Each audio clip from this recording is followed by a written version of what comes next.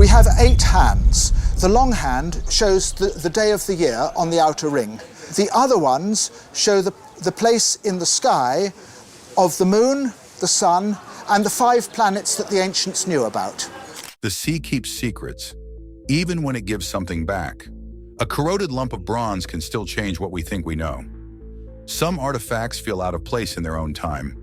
The Antikythera Mechanism is one of them. Engineers and historians have argued over what it could really do. Then modern tests forced a harder question. Should it work at all? The answer depends on what exactly we are looking at. Why it shouldn't work. For more than a century, the Antikythera Mechanism has been treated as an impossible object, a machine from an ancient shipwreck that seems too advanced for its era. Recently, the mystery deepened when scientists argued the device should not even be able to run. Yet when engineers at MIT rebuilt it, it worked as designed. The mechanism was recovered as corroded bronze fragments fused by time and salt water. At first glance, it looked unremarkable, but scans revealed a dense, deliberate system of interlocking gears with clear mechanical purpose. That discovery triggered immediate skepticism. Modern experience says complex machines demand precise tools, consistent materials, and controlled manufacturing. This device appeared to violate all of that. Dozens of moving parts were packed into a tight space, made long before modern machining or measurement tools. In engineering, complexity multiplies risk. Each part must mesh smoothly, and a small error rarely stays local. In gear trains, force passes tooth to tooth, so tiny misalignments can raise resistance with every turn. Tolerance became the central concern. Parts must fit closely enough to move freely without binding. Material choice added doubt. Bronze was the main metal available, strong but softer than steel. Some engineers argue repeated motion would wear down bronze teeth, and even slight changes in shape can disrupt how force travels through a compact system. Manufacturing raised more questions. Hand-cut gears introduce variation. Teeth are not perfectly uniform. Axles are not perfectly straight. In simple devices, imperfections may be forgiven. In dense networks of gears, small variations can compound rather than cancel. Uneven forces build stress, motion grows less smooth, and models suggest such systems become less stable over time. This led many to a cautious conclusion. A machine with this level of mechanical complexity should struggle to operate reliably if built with ancient tools and materials. Not because ancient engineers lacked intelligence, but because the physical demands seemed extreme.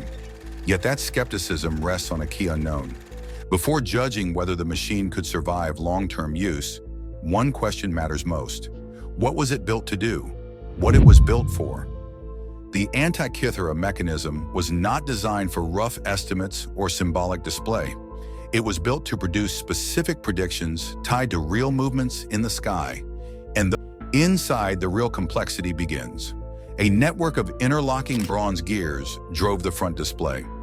The gears were arranged with purpose, and their ratios matched known astronomical cycles. One set controlled the moon's phases. As the crank turned, a small sphere or pointer indicated whether the moon would appear full, new, or in between. More surprisingly, the mechanism did not treat the moon as moving at a constant speed. Ancient astronomers knew the moon speeds up and slows down around Earth. Published studies describe a mechanical correction built into the gearing that mimicked this uneven motion using only bronze parts, often cited as one of the machine's most advanced features. On the back were 2 spiral dials. One tracked the Metonic cycle, a 19-year period aligning lunar months with solar years, used to predict when lunar months repeat on the same dates. The second tracked longer eclipse cycles. By turning the crank forward, the user could see when solar or lunar eclipses were expected, sometimes years ahead. Some interpretations note small symbols beside certain months that warned of eclipse events, identifying type and expected timing. There was also a smaller dial tied to the Olympic Games. Every 4 years, a pointer completed a full rotation, linking celestial time to public life. Taken together, these functions make the point unavoidable. This was a working predictive device meant to be turned and relied upon. A machine doing all of this cannot be merely symbolic or occasional. It demands sustained accuracy and repeated use. And once that was clear, the sharper question followed. Could it realistically keep working at all? April 2025 failure study. In April 2025, a scientific paper added a new layer to the debate. Two physicists argued that under realistic conditions, the mechanism could not operate for long periods. Their claim was blunt. It would not just drift out of accuracy, it would fail completely after a few months, seizing up and stopping. They did not run the real artifact, which is too fragile and corroded to operate. Instead, they used modern scans of the surviving fragments, drawn from years of imaging that recorded gear sizes, tooth shapes, and how parts fit together in their current condition. From these measurements, they built a computer simulation designed to reflect the machine as it appears today.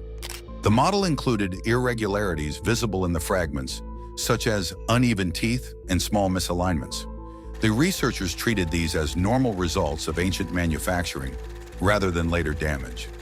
At the start of the simulation, the system worked, gears turned, pointers moved, and the expected cycles appeared. But over time, problems built up. Resistance increased, alignment shifted, and after about 120 days of simulated use, the model reached a failure point. Movement became restricted, then stopped.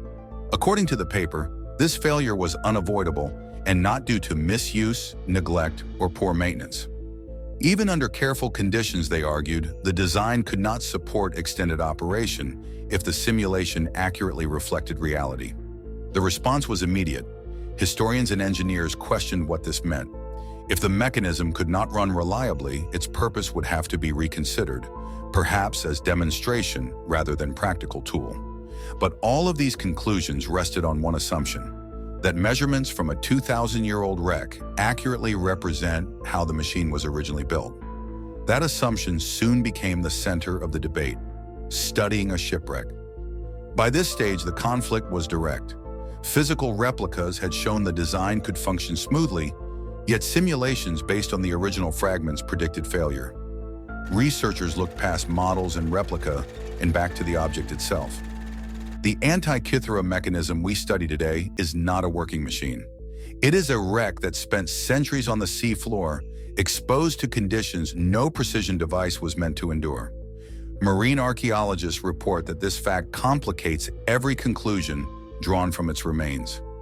Salt water is especially destructive to bronze. Over long periods, it does not only corrode the surface, it can penetrate the metal microscopically. Some material scientists argue this changes bronze internally, weakening it unevenly. What looks solid outside may no longer hold its original shape within. Gear teeth are particularly vulnerable. Corrosion does not remove material evenly. Some teeth lose more than others. Edges soften and corners round off over centuries. That distortion can change angles and spacing in ways that cannot be reversed. A tooth that once met its partner cleanly may now appear misaligned, even if it was originally correct. Axles face similar problems. Some researchers note that long exposure can cause axles to shift inside housings as corrosion eats away at contact points. Small gaps form over time, allowing movement never intended. What appears today as poor alignment may be long-term decay, not careless construction. Archaeological reports also describe mineral deposits forming inside submerged artifacts. Deposits can grow between moving parts, pushing them apart in some places, or locking them in others. Fractures develop as corrosion expands and contracts with changing conditions. Each process alters spacing in subtle but important ways. Modern scans capture this damage in high detail, but they show the mechanism as it exists now, not as it once was. Some scientists warn this creates a serious risk. Measurements from scans may reflect centuries of corrosion rather than original craftsmanship. When fed into simulations, the results may describe how a damaged object behaves, not how a functioning machine was designed to run. A tooth measured today may be smaller or misshapen than it was. An axle that appears loose may once have fit tightly. If these altered measurements are treated as original specifications, failure becomes likely. This does not prove the simulations are wrong or that ancient craftsmen achieved perfect precision. It does raise a critical doubt. The object recovered from the sea may no longer represent the machine that was built. What we measure may be the aftermath of destruction, not the intent of design. With that possibility in view, the paradox begins to resolve. Why reconstructions can work when the wreck seems impossible? What was lost? The contradiction made more sense when attention shifted to how one reconstruction was approached at MIT. The engineers stopped treating the mechanism as a frozen relic to be copied exactly as it looks today. They treated it as a machine that once worked. They were not trying to reproduce corrosion and distortion. They were trying to rebuild the geometry it would have had when new. The recovered fragments are badly damaged. Gears bent, teeth worn, axles no longer straight after centuries of pressure, salt water, and mineral growth. Copying those shapes exactly would be like rebuilding a crushed car and wondering why it will not drive. The damage tells a story, but not the original one. So the MIT team rebuilt the intended geometry. Teeth were given clean, even shapes. Axles were set straight and centered. Spacing was chosen for smooth motion, not lock corrosion. Every choice followed what the mechanism needed to do, not how the wreck happened to survive. Even then, uncertainty remained. Simulations suggested resistance should build. Yet when the replica was assembled and the crank turned, the machine moved easily. The gears did not grind or hesitate. Motion passed cleanly through the system, and the dials advanced smoothly. As testing continued, the replica kept running without the creeping resistance predicted by models based on damaged measurements. From this, the engineers drew a hard lesson. The problem was not ancient engineering, but modern interpretation. Ancient craftsmen may have achieved more precision than many assumed. Skilled metalworkers could produce tight fits through experience, careful shaping, and repeated adjustment. They did not need digital tools to know when parts moved correctly. Another insight followed: damage magnifies error. Minor wear can look like a major flaw when scanned centuries later. A gear tooth that loses a small amount of material can appear badly misaligned. An axle that shifts after long exposure can look poorly fitted.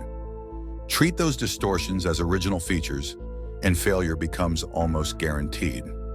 MIT's reconstruction avoided that mistake by asking how the mechanism was supposed to behave when new. With that distinction, the debate changes. The design can be sound when parts are shaped and aligned correctly, and the failure predicted by some simulations may come from modeling a machine already destroyed by time. The wreck is not the machine, it is what remains after centuries erased its precision. Solving this paradox opens a larger story.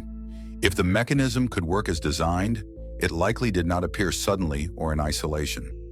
Machines of this complexity require planning, repeated attempts, and skills refined over time. This suggests the Antikythera mechanism belonged to a longer tradition of mechanical knowledge, with earlier versions, shared techniques, and gradual development. There is also a reason similar devices are rare. Bronze was valuable, and broken or outdated machines were often dismantled and melted down for reuse. Evidence vanished. Written knowledge was fragile too. Technical instructions recorded on papyrus or parchment decayed, and texts were sometimes scraped and reused, replaced by religious or administrative writing. When that happened, the knowledge disappeared with the material. Survival, then, was accidental. The Antikythera mechanism endured only because it sank with a ship and remained underwater for centuries, protected by isolation rather than importance. This creates an uncomfortable conclusion. The historical record is not a full account of what people once knew. It is a record of what survived fire, recycling, decay, and neglect. In that light, the Antikythera mechanism is not only remarkable, it is a warning that knowledge can be built, mastered, and erased, and that what seems impossible today may simply be something we have not found again. Thanks for watching. Don't forget to subscribe to Epic Dive for more amazing documentaries.